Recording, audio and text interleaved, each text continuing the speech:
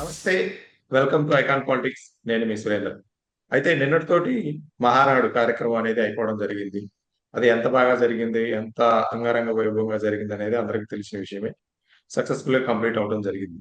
అయితే మహానాడు జరుగుతున్న రోజులు, మహానాడుకి ముందు కూడా తెలుగుదేశం పార్టీలో నారా లోకేష్ కి కీలక బాధ్యతలు అప్పచెప్పబోతున్నారు అనే ఒక మాట బాగా వినబడింది. ఆ అయితే ఈ మహానాడు 3 రోజుల్లో భాగంగా ఏ ఒక్క రోజు కూడా నారా లోకేష్‌కి ఎటువంటి బాధ్యతలు అప్పచెప్పడం అనేది జరగలేదు. అసలు ఎందుకు జరగలేదు? దీని వెనక ఏదైనా కుట్ర దాగి ఉందా? లేదా ఇప్పుడు కాదు తర్వాత చూద్దాం అనే ఏమైనా అనుకున్నారా? ఇదే విషయమై మనతో మాట్లాడడానికి కొండవదల గౌతమ్ గారు ఉన్నారు. నమస్తే సార్. నమస్తే అండి. సార్ ఏంటి అంటే ఒక మాట అయితే ఎప్పటి నుంచో వినబడుతుంది. నారా లోకేష్‌కి కీలక బాధ్యతలు అప్పచెప్పబోతారు అని. అది సీనియర్స్‌కి ఇష్టం లేదు అనే మాట కూడా ఉంది. ఏంటి ఇది? అంటే దాని వెనక ఎవరైనా ఉన్నారా? లేదా మామూలుగానే యాజ్ యూజువల్ గానే జరగలేదు తర్వాత చూద్దాంలే అన్నట్టున్నారా? ఏ విధంగా చూడాలి సార్ అది? మహానాడు స్టార్ట్ కాబోయేటప్పుడు మీడియాలో కావచ్చు, సోషల్ మీడియాలో కావచ్చు, బాగా ఎక్కువగా ప్రచారం జరిగిన మాట అయితే వాస్తవం. నారా లోకేష్ కి తెలుగుదేశం పార్టీ వర్కింగ్ ప్రెసిడెంట్ ఇవ్వబోతున్నారు అనేది. ఇంకా దాంతో మరి పార్టీలో నారా లోకేష్ యొక్క ప్రభావం పెరగబోతోంది. అంతా లోకేషే చూసుకోబోతున్నారు. పార్టీని మొత్తాన్ని లోకేషే నడపబోతున్నారు అనేది కూడా ఆ ఊహాగానాల యొక్క సారాంశం. ఇక మహానాడిలో మరి ఆ విషయం దేన్ని ప్రస్తావించలేదు. మరి చేసిన తీర్మానాల్లో కూడా ఈ లోకేష్ కి ఈ బాధ్యత ఇవ్వటం అనే దాని మీద ఎటువంటి చర్చ జరగలేదు. యాక్చువల్ గా పొలిట్ బ్యూరో మీటింగ్ లోనే ఈ అంశాన్ని పక్కన పెట్టేశారు.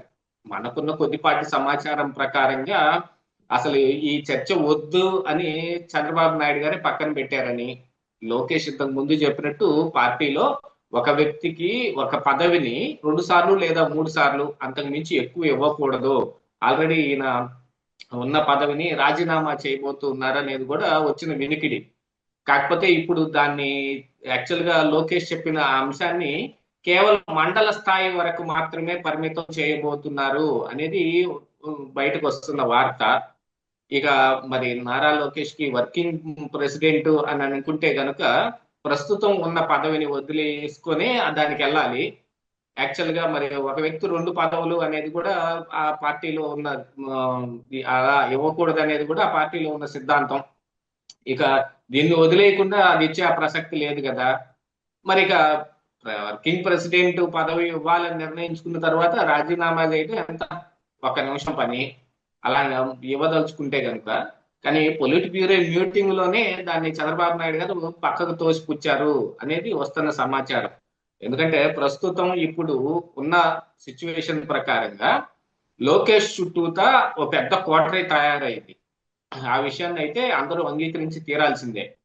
ఈ సంవత్సర కాలంగా లోకేష్ మరి ఎన్నో మంత్రి పదవులు బాధ్యతలు ఆయన ఆ, చేపట్టి దాన్ని సమర్థవంతంగా నడుపుతున్నప్పటికీ కూడా దావోస్ లాంటి ముఖ్యమైన సదస్సులకు వెళ్లి మరి చాలా వరకు కంపెనీలను తీసుకొస్తున్నప్పటికీ కూడా జరుగుతున్నది పార్టీలో కూడా ఆయన అంతే ప్రభావం చూపిస్తున్నారు. యాక్చువల్ గా ఇప్పుడున్న పరిస్థితుల ప్రకారంగా చూస్తే.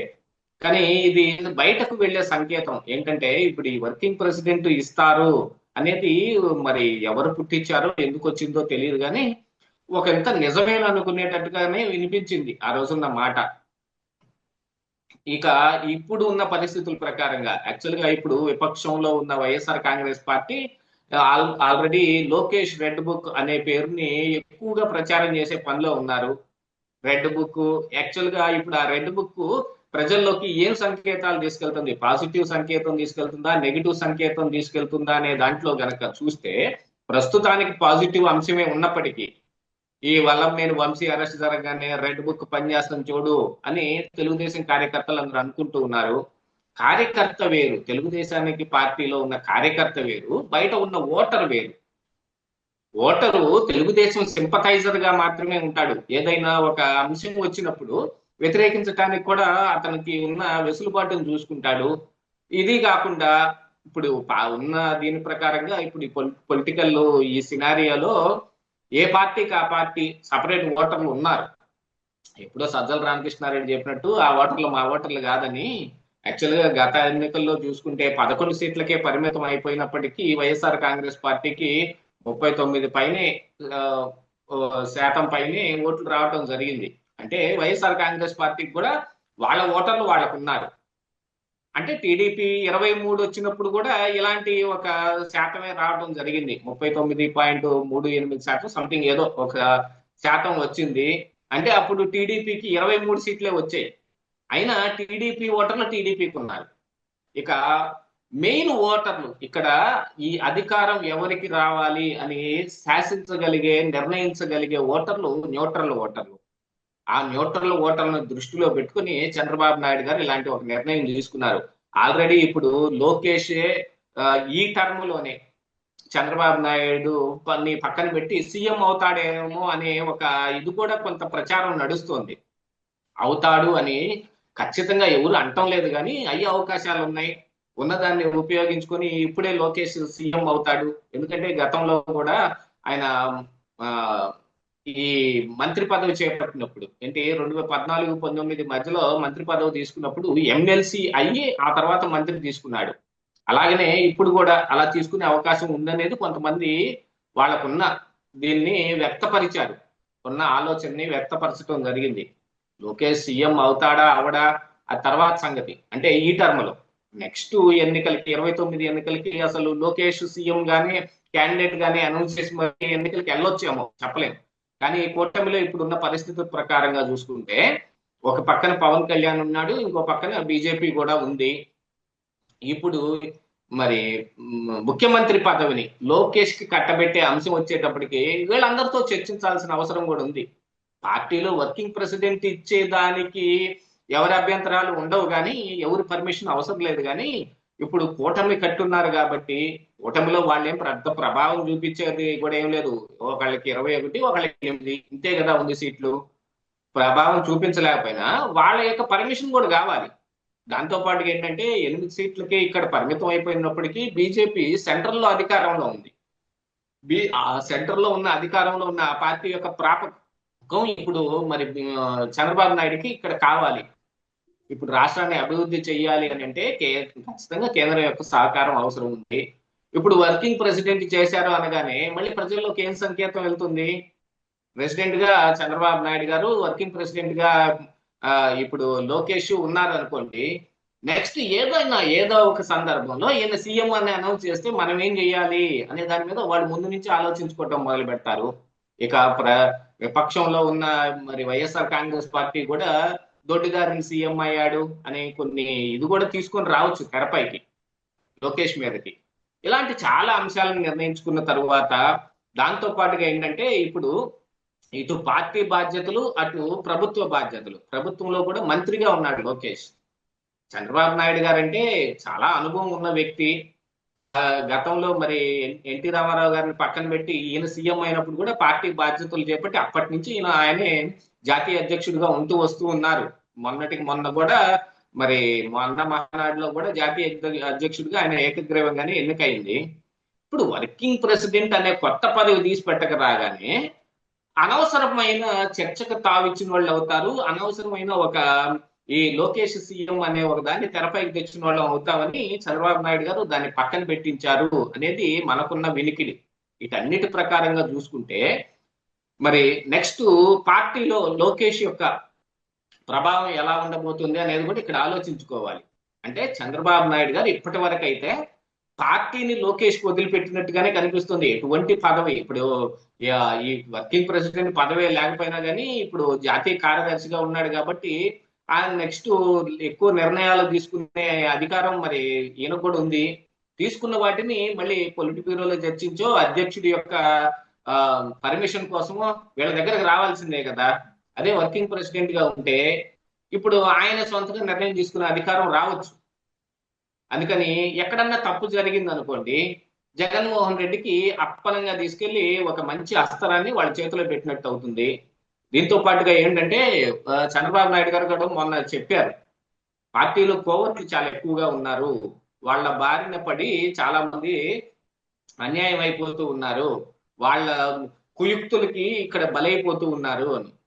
లోకేష్ చుట్టూతో ఉన్న కోటరీలో కూడా మరి కోవట్లు ఉన్నారేమో తెలియదు. బాబు గారు మరి దాన్ని ఉద్దేశించి కూడా మరి ఆయన మనసులో పెట్టుకునే ఆ మాట చెప్పాడేమో తెలియదు. యాక్చువల్గా ఇప్పటికైతే ఉన్నదాని లెక్క ప్రకారంగా తెలుగుదేశం పార్టీలో లోకేష్ చుట్టూతో ఉన్న కోటరీ కొంత డిస్టర్బెన్స్ క్రియేట్ చేస్తుంది. ఆ విషయాన్ని అందరూ అంగీకరించి తీరాల్సిందే. కొంత డిస్టర్బెన్స్ కి వాళ్ళు కారణం అవుతూ ఉన్నారు. పొలిట్ బ్యూరోలో మనకున్న ఇంతకు ముందు మనకున్న సమాచారం ప్రకారంగా పొలిట్ బ్యూరోలో సభ్యుడు కాని వ్యక్తి కూడా ఆ మీటింగ్ లో పాల్గొని కొంత నిర్ణయాధికారాన్ని ఆ చేతుల్లోకి తీసుకునే ప్రయత్నం చేశాడనే వినికిడి కూడా ఉంది ఇంతకు ముందు. అది లోకేష్ కోటరీలో ఉన్న వ్యక్తేనని. అలాంటి వాటన్నిటినీ పక్కన పెట్టేయడానికి ఇప్పుడు పార్టీని బలోపేతం చేసుకోవాలి. చంద్రబాబు నాయుడు గారు మొన్న చెప్పినట్టు ఒకసారి వైకుంఠపాలి నేను ఆడదలుచుకోలేదు అని క్రిస్టల్ క్లియర్ గా చెప్పారు. అంటే ఒకసారి అధికారం రావటం, ఇంకొకసారి అధికారం పోవటం, ఇలా జరిగితే ఉంటే గనక మరి ఈ అభివృద్ధి అంటే రాష్ట్రం యొక్క అభివృద్ధి కుంటుపడిపోతుంది. 14-19 నేను చేసిన పనులు మొత్తాన్ని జగన్మోహన్ రెడ్డి వచ్చి ఆపి పక్కన పెట్టేశాడు అని.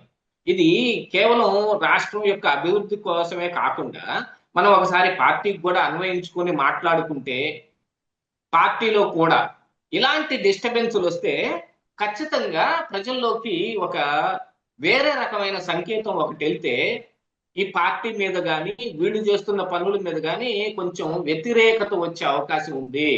ఈ సంవత్సర కాలంలో చంద్రబాబు నాయుడు గారు అబ్జర్వ్ చేసిన అంశం ఏంటంటే లోకేష్ చుట్టూతా ఉన్న కోటరీ కావచ్చు, లేకపోతే తెలుగుదేశం పార్టీలో ఉన్న కోవర్టులు కావచ్చు, పార్టీ మీద వ్యతిరేకతకు విపరీతమైన ప్రయత్నం చేసే అవకాశం ఉంది. ఎవరైనా అందులో ఉన్న ఈ కోవర్టులు అనే వాళ్ళు పార్టీ మీద బ్యాడ్ ప్రాపగాండాకి రావడానికి ఆస్కారం తీసుకొస్తారు. దానన్నిటినీ చెక్కు పెట్టడం కోసం అసలు పొలిట్ బ్యూరో మీటింగ్ లోనే ఈ వర్కింగ్ ప్రెసిడెంట్ అనే దాన్ని తెరపైకి రానియకుండా ఆపేశారు చంద్రబాబు నాయుడు గారు అనేది బయటకు వినిపిస్తున్న వినికిడి. నెక్స్ట్ టర్మ్ లోనైనా సరే లోకేష్ ని సీఎం చేయాలి అని అంటే గనుక ఆయన మరి పార్టీని లీడ్ చేయాల్సిన అవసరం ఉంది. కాబట్టి ఆ లోపుగా ఒక మంత్రిగానో లేకపోతే ఇప్పుడు ఆ రాష్ట్రం అభివృద్ధి చెందుతున్న దీంట్లో ఈ అభివృద్ధిలో లోకేష్ మార్క్ ఇది అని చూపించుకోవాల్సిన అవసరం కూడా ఉంది. ఇప్పుడే ఇప్పటికిప్పుడు ఇమీడియట్ గా లోకేష్ ని యాక్సెప్ట్ చేసే అవకాశాలు ఉన్నాయో లేదో తెలియదు. ప్రజలు మరి దాని యాక్సెప్టెన్స్ ఎలా ఉంటది అనేది.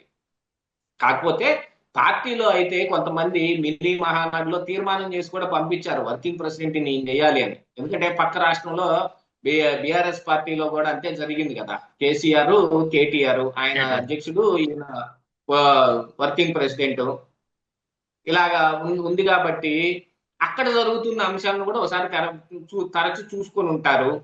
దీంతో పాటుగా ఏమిటంటే ఇక్కడ పవన్ కళ్యాణ్ పార్టీ ఒకటి ఉంది. తెలుగుదేశం పార్టీలో ఏదైనా డిస్టర్బెన్స్ వచ్చింది అని అనుకుంటే కనుక దాని ఉపయోగం జగన్మోహన్ రెడ్డికి ఎంత ఉంటుందో ఇవాళ మిత్ర పార్టీ అయినా కానీ పవన్ కళ్యాణ్ కూడా అంత ఉంటుంది. ఒకవేళ ఇందులో ఉన్న బలాన్ని మరి పవన్ కళ్యాణ్ పంచుకునే అవకాశం కూడా ఉంటుంది. వీటన్నిటిని బేరీజ్ వేసుకున్న తర్వాత మరి ఊరికనే అనలేదు మరి చంద్రబాబు నాయుడు గారిని చాణక్యుడు, అపర రాజకీయ చాణక్యుడు అని. అన్నిటినీ ఆలోచించుకొని ఆయన ఈ వర్కింగ్ ప్రెసిడెంట్ అనే దాన్ని పక్కన పెట్టించేశారు. అంటే ఇంకా లోకేష్ ని వేలు పెట్టుకొని నడిపించి ఇంకా నేర్పించాల్సిన అవసరం ఉందని ఆయన ఫీల్ అవుతున్నారేమో. అందుకని ఈ వర్కింగ్ ప్రెసిడెంట్ అనే దాన్ని ఆయన తెరపైన రానియకుండా చేసేశారు అనేది మనకున్న సమాచారం.